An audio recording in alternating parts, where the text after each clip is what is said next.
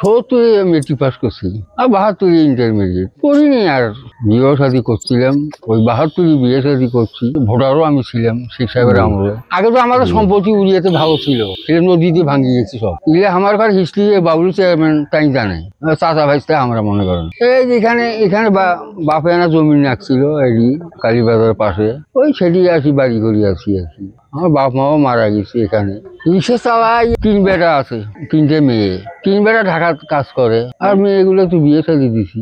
আর অভাবের মধ্যে বেটারা টাকা পয়সাও দেয় না। তারা তোমার চাষির অসুখ, রংপুর 3 বার গেল, ভালো হয় না, প্যারালাইসিস বুঝলে। গাঁও বছর মানুষ একজনে করে দেওয়া লাগে, খুব কম। হয়তো একজনের হাতে মহব্বত করে 20-30 টাকাও দেয়, এমনি দেয়। হয়তো আমি হয়তো 50-100 টাকা হয়তো কামাই করি। এইভাবে আল্লাহ চলায়। মানুষের সাহায্য করি দেয়, নতুন করে দিল বাজারের দোকানদারেরা। এগুলো বডি টডি ভাঙিয়ে গেছিল, এটা বডি পাল্টে দিছে, ওরা নতুন করে দিছে, রিং পাল্টে দিছে, টায়ার পাল্টে দিছে বাজারের দোকানদারেরা। শক্তি কিছু আছে বলে তো গাড়িটা চালাইয়ে না, কিছু শক্তি আছে বুঝলেন। আগে থেকে চালাই তো অনেকদিন হলো, এটা পরিশ্রম করতে হয় তো, কিছু শক্তি কিছু লাগবে। এটা তো হাওয়ার গাড়ি, তো হাওয়াতে চলে, হাওয়াতেও চলে, কিছু শরীরে শক্তিও দেওয়া লাগে, বোঝেন তো, উভয় মিলিয়ে চলে।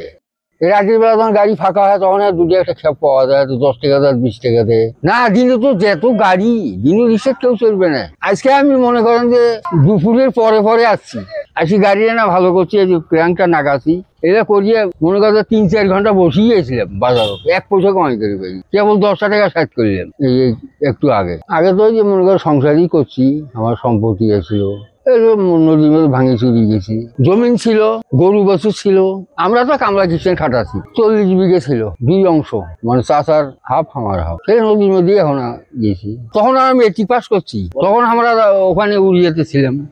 পাকিস্তান বাহিনীরা গোলাগুলি করছে, ওপার নদী ওপার থেকে ফির মুক্তি হয়ে করছে, গোলাগুলি করছে, ফাইটিং দেখছি। আমাদের বাড়ির পাশ দিয়ে হয়তো মুক্তি ফৌজ আসছে, বেড়াইছো, হয়তো আমরা খাওয়া আসিও, এই ধরনেরও করছি। তো তখন তো আমার ভাত কেনা নাগে নেই। ওই রঞ্জু পার্টি আছিল, মানে রঞ্জু মনে কমান্ডার ছিল আর কি।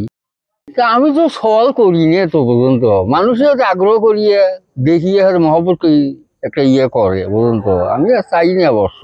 হ্যাঁ, এই যে দরকার হয়তো গাড়িটা চালাইতো, এটা হয়তো ভালো করতে টাকা পয়সা লাগে। আবার চিমনিটা নষ্ট হয়েছে, ও বাবদে ফিরে 22 টাকা আমি 100 টাকা দিয়ে টাউনে আমার চিমনি একটা নিয়ে আসবে হারিয়ে, এরকম টাকার পয়সা লাগে। তো তারপর এই যে এটা কাপড়াটা নষ্ট হয়ে গেছে, এটা কাপড়াটা কিনে গিয়ে 700-800 টাকা লাগবে, গাড়ি মেজার ছাড়া পাওয়া যায় না।